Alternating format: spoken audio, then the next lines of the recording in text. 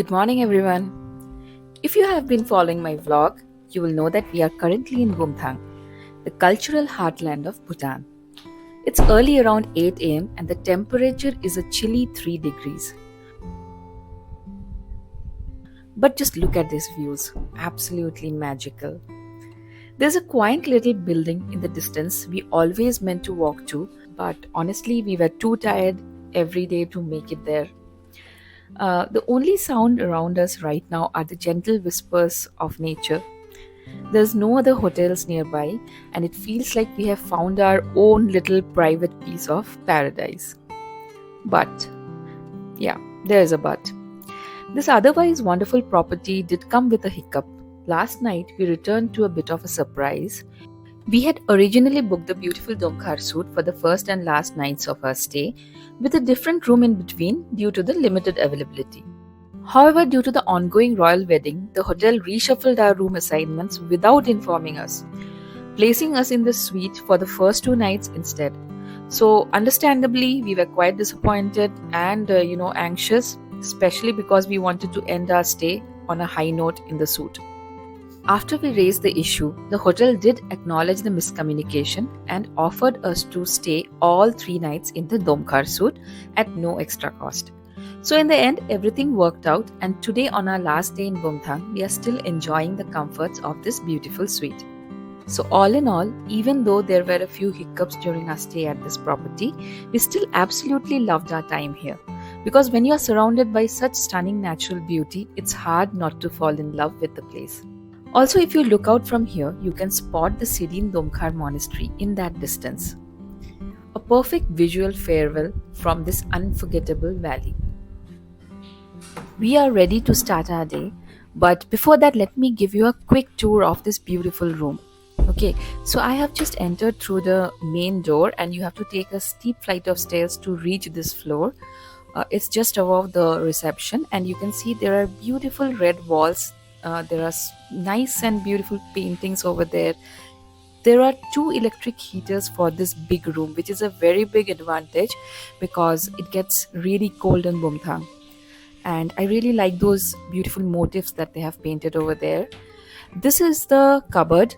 Enough and ample space, though we did not use it, but there's ample space if you want to stay for a little more duration than us. And now let's see what's there in the main room. So there are these beautiful carpets that you can see. There's this mirror. There are some side tables over there. There's a center table and some sofas where we have right now, put our luggages. And overall, you can see there is a lot of woodwork, nice woodwork, thick curtains. So these are, very good for blocking out any kind of light as well as cold during the night. And there is this queen bed where it was very comfortable. We had a good night of sleep. There were enough blankets that they had provided as well as enough pillows. So the room is quite huge, as you can make out. And only problem with this room was the number of charging points. Some of them were not even having a good fixture, so it was coming out of the walls. That was a real pain. And you can see the view from here. This particular pathway leads to the other cottages in the property. So if you are going to stay there, you can take this path to the other cottages. And there is a TV. There is one more heater over there, which really kept the room warm, as I mentioned. And there is also a study table where right now we have put all our belongings like water and everything, but you can also use this as a work desk. And just look at this view. This room, the USP of this room is this beautiful stunning view of the valley that you get from every corner of the room. That's the balcony. That's where you can sit, enjoy your coffee, enjoy the setting sun, or do your work. It's really beautiful. And now let's go to the balcony once again. You have been seeing this balcony from the last few videos, and I know you have already seen all of this, but I can't really resist sharing this view again and again, because this is the main USP of staying in this room. If you really want to spend that extra bucks, do get this room. It's absolutely stunning. We can spend hours and hours just standing here and looking at this beautiful view. So the sun is out now and it is a little warmer than the morning, but let's get started. Let's go and now get started with our day.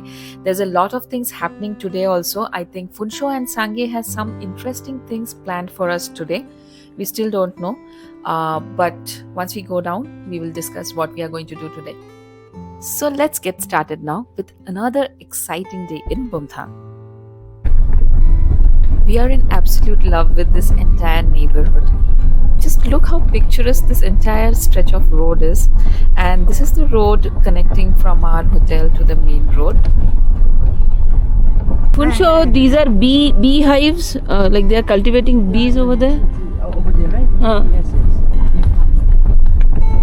But Only so little. For like self-consumption and then Okay. Maybe this big farm in Serene. Yeah, because they were selling honey also yesterday, so maybe there are big farms also here, right? We do have towards like Cham. Okay. If you have seen my last couple of vlogs when we reached Bumthang, you would know that we faced a lot of trouble on day one to navigate through this road because there was some construction work going on in that road stretch, and Funsho and Sangye had to struggle a lot to remove all the debris and make clear pathway so that our car can go. Fortunately, yesterday we did not have any issues. Let's see how it is today. Now it is better, no?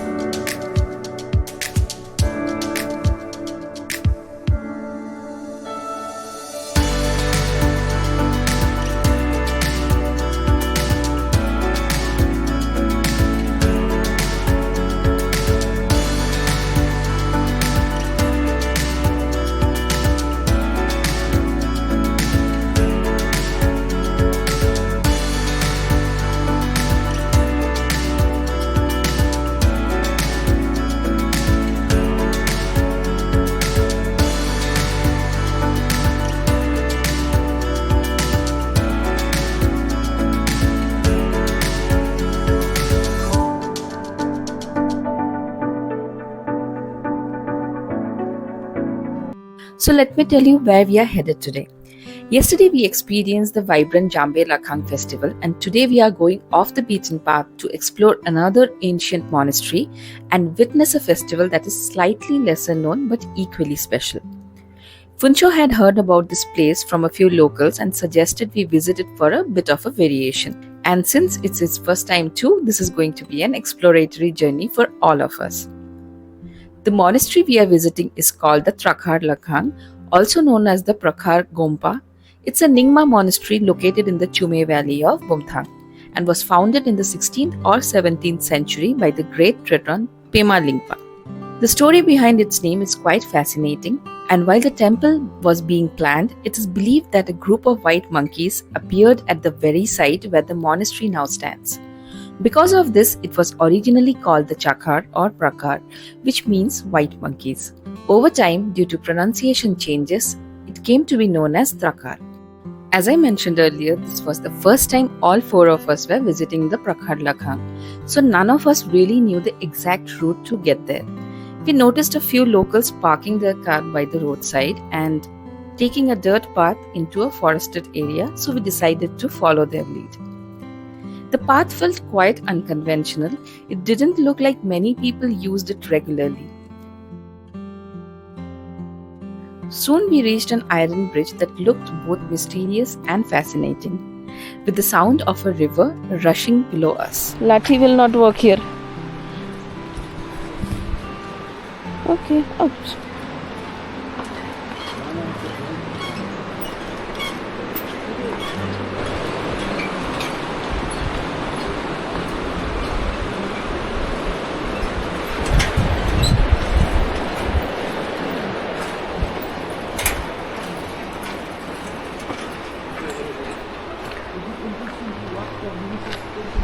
Yeah. But the river cannot be seen.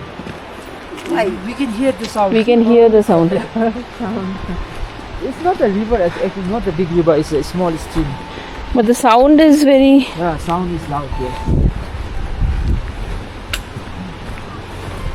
After crossing that, we walked through a grassy patch which led to an incline paved with uneven stones that we carefully navigated. Another dog, big dog. Big dog. See? He is coming here. Will they not fight, huh? They know each other. Come with us.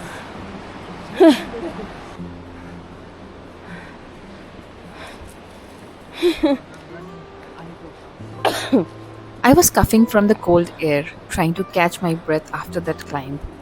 While the locals navigated the path with ease, we, unaccustomed as we were, found the ascent quite challenging. The path leading to the Lakhang felt anything but conventional. We were walking along the edge of a hill with steep drop yawning on our right. Funsho held Mom's hand and carefully guided her along the narrow trail. It was equal parts thrilling and scenic, I can say, but I couldn't help wondering how tourists manage to take this dirt road every day to reach the Lakhang. Strangely, we hadn't come across any other single tourist on this way. For a moment, I began to wonder if we were going to be the only ones here.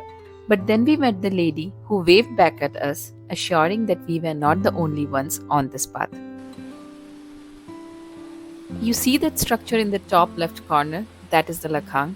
While from the image, I don't know whether you can make out, but it is a really steep climb and we were again finding it hard to catch our breath. The funny thing here is that after going through that moderate trail, we understood that there is another way through which you can take your cars and come to this Lakhang.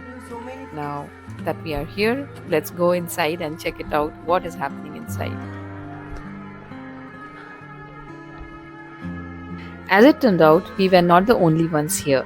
Much like us, a whole spectrum of foreign tourists has already flocked the place. And hopefully, unlike yesterday, we will manage to find a good spot to sit. The festive energy was unmistakable. Locals dressed in their finest, colorful attires, much like the Jambay Lhakhang festival we attended the day before.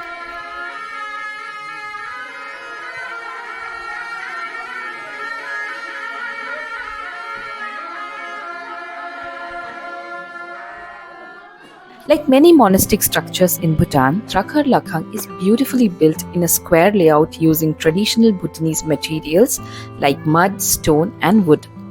It's a modest but tall two-story building with a peaceful little courtyard. Every year the Prakhar festival is held around October or November month. The 3-day festival is not only in honor of Guru Rinpoche, but it also celebrates Tukse Dawa, the son of Pema Lingpa, who was the one to build this monastery. So, yes, this is going to be a beautiful blend of culture, history, and scenic beauty, and I can't wait to show you more. Also, as you can see, my mom is all bundled up in gloves and shawls because trust me, it was bone chilling out there. The cold air was literally cutting through the skin, and standing in the shade was no joke. On the flip side, the other side had bright sunshine, but the sun there was way too harsh. Not the best for photos or videos. So, yeah, I had to tough it out on this side for the perfect shot. And as you can see, the festivities have already started. Just like the other Lakhangs, the festival will go on for 2 to 3 days, entire day, and the entire township or the village folks will join here shortly. They will come down and be in this place and spend the entire day.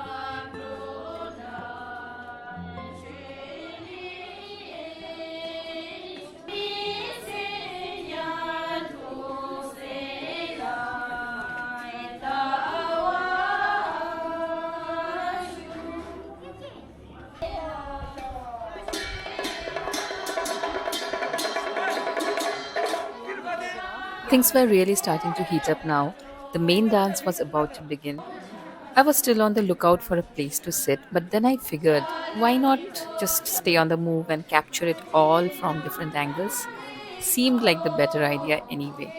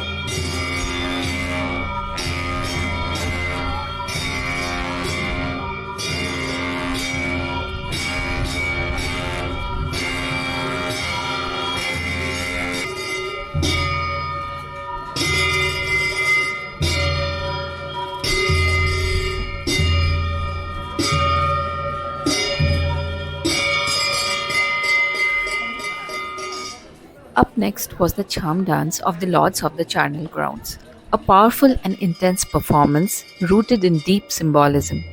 The energy shifted immediately, and you could feel the weight of the ritual as the dancers began to take their places.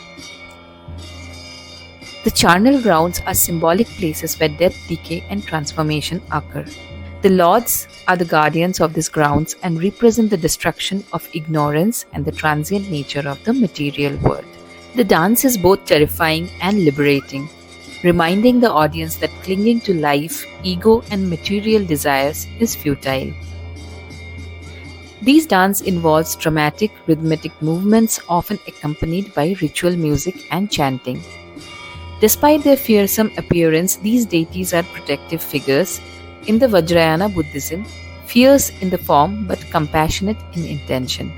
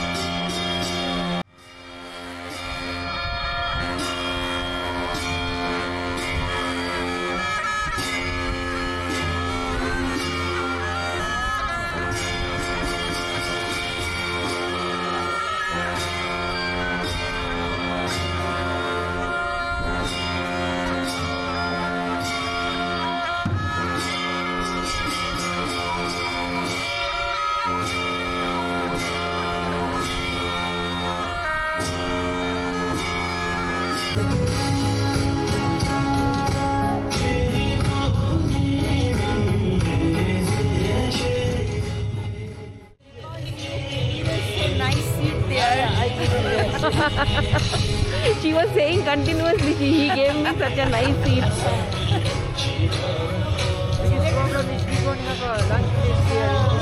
That is the problem. We will go to the other one. Let's go there. Guys, we were honestly glued to our spots, just soaking in the Cham dance performance. The beats, the chants, it was all so powerful and kind of hypnotic. I don't know how much of the feeling you will get through this video, but trust me, in person it was just something else. We really didn't want to leave, but it was lunchtime and there weren't any good restaurants nearby. So Funsho convinced us it was time to head out for food. But before that, we did a quick washroom break, nothing fancy, super basic setup, but served the purpose. And while coming back, we had to take the same route because our car was parked on the side of the road, so we could not leave from the Lakhang directly. We can't see the river, huh? You can hear it, so... Oh, this is the river, huh? But we... Oh, there it is. Now we can see it properly. Here also. But this time while coming back, the route felt much more easier. We were chatting and enjoying the weather while walking back to our car. The middle part only sways more.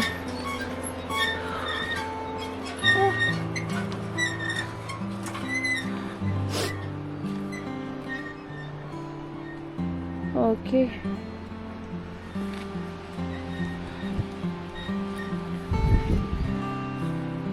We are back at the same restaurant where we stopped for lunch yesterday, and of course we had to order their lemon honey tea again. It's just super refreshing and honestly 100% recommended. If you are here in winter months, try it out. Our piping hot lunch is here, and we have steamed rice, a simple dal, ize, which is the spicy chutney, some dry stir-fry chicken with some veggies, I think. This is some sort of a saag, maybe it's a spinach with onion and garlic. And that's my favorite lemon honey tea. It's really, really awesome in this weather. So as I sip the tea, you can take a look at the outside. So that is basically the old town view, what you can see outside. And inside it is very warm, we are toasty warm, and we are going to have this amazing lunch now. I have already mentioned that the food that we are getting at our hotel was not that great for the Indian palate. It was more aligned with the local palate. So whatever food or whatever lunch menu that we were getting all over the town in Bumthang, they were particularly good. So I don't know whether it was the problem with our hotel, but at least wherever we had lunch all over Bumthang, everything was very, very super delicious, and any Indian can have it without any issues.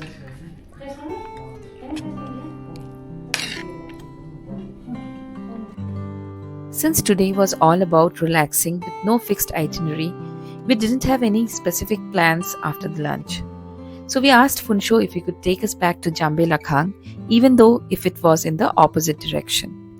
Yesterday we could not really enjoy it properly because of the crowd and the harsh sun, plus we couldn't find a good spot to sit. So we thought, why not give it another shot today and see if we can get luckier. When we reached the Chumey Nature premises this afternoon, it was still buzzing with local crowds. And guess what? We spotted our favorite fuchka stall again. We headed straight to the Lakhang where the festival was in full swing. But here's something interesting. Unlike yesterday, today we didn't see a single foreign tourist inside. It was all local people, so we figured out maybe day one is geared more towards external visitors, while day two is when the locals really take over. It felt more like a community celebration today, a kind of intimate gathering, which was a completely, different vibe altogether. And the best part, we actually found places to sit. The locals had placed this wooden and paper slabs on the ground for seating, and since many had stepped out for lunch, a few spots were free. We settled in and no one seemed to mind at all. Plus, today we got to watch the performances from a much closer spot, so it felt way more immersive and enjoyable. So, here's the tip: if you're planning to attend, skip the day one rush and come on day two instead. You're not going to miss anything. It's a much more peaceful local experience and totally worth it.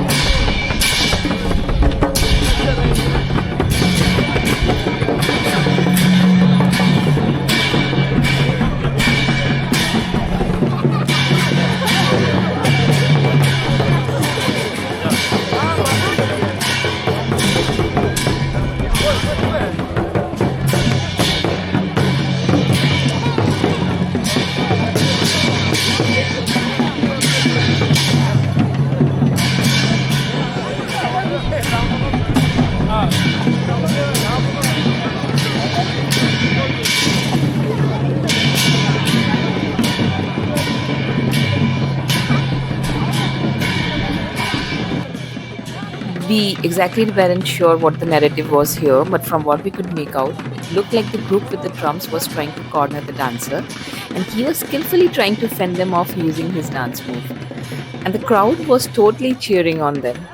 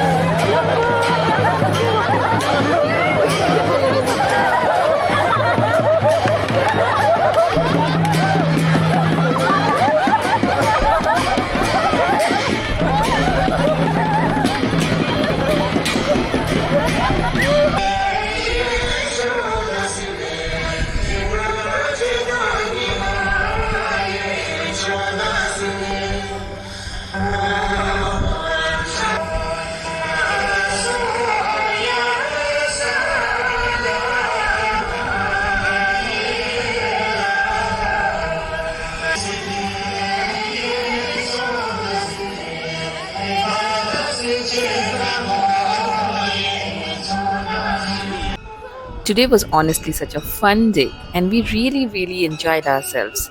After spending over an hour watching the charm dances and those entertaining little skits, we decided to wander over to the fair happening behind the Lakhang. And wow, we were not expecting it to be this big. There were so many stalls selling everything from statues, blankets, carpets, and woolens to kids' toys. And of course, lot of snack stalls too, because what's a fair without good food and snacks, right?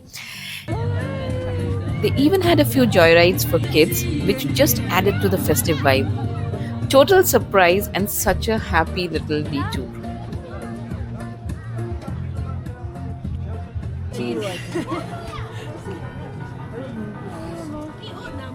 Those are potato, but oh, okay, those are egg roll.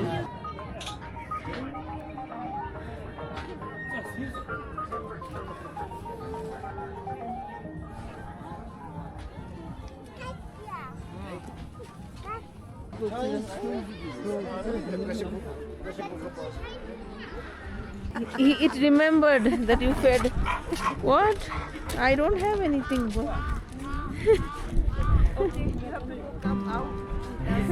It was really a happy vibe all around, and we are glad that we had come down again to Jambay Lhakhang, because today felt more personal, more community-driven experience.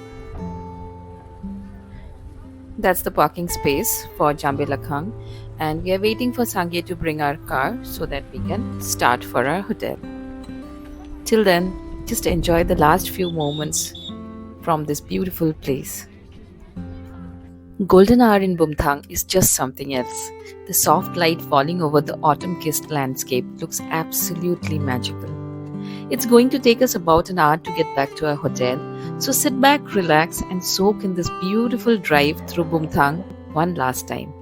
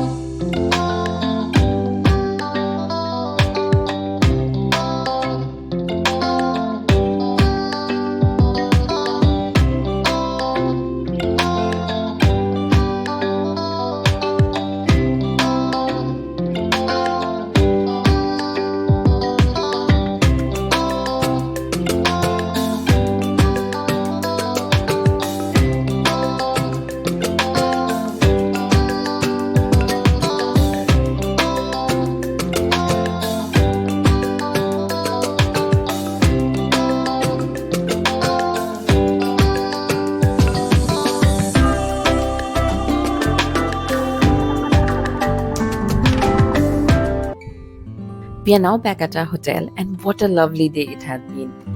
After freshening up, we finally took some time to explore the hotel premises.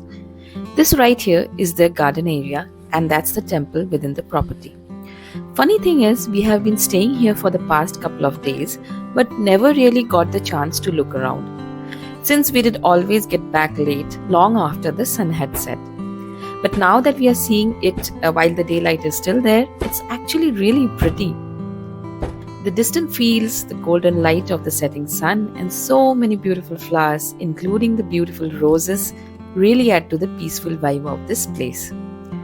Honestly, if it weren't for those few small management issues that we have been managing for the couple of days, I did 100% recommend this place for a peaceful stay close to nature. The temple is closed at the moment, but we have seen prayers being held twice a day. So maybe I'll come back later in the evening when I hear the prayer bells and would love to peek inside and see what it is like.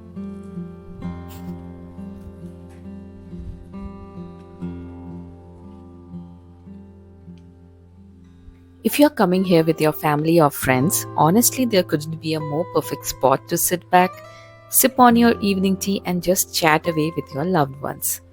It's very peaceful, scenic, and has such a cozy vibe.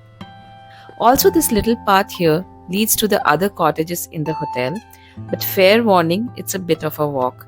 So, if you are staying in one of those, be ready for a bit of stroll through nature.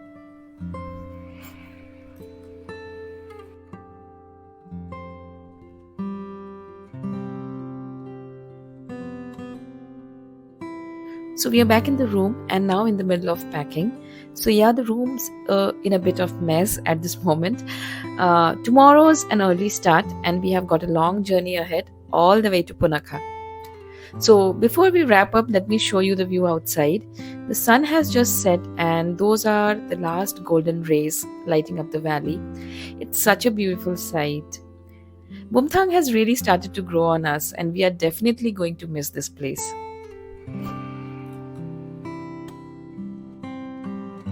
I heard the prayer bells, so I came out to check out the temple in the premise. Let's go and see. When I reached the temple, there was just a single caretaker quietly cleaning the premises. He was kind enough to let me step inside and even allowed me to take a quick video. Such a peaceful, special moment to experience the space all by myself.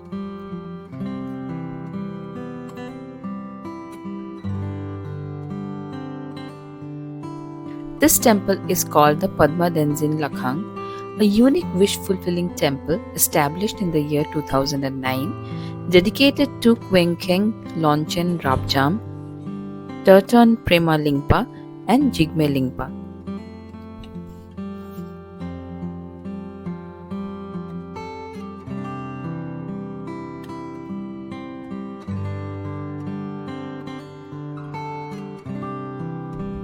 After being in the temple for some time, I came out and met these two guys.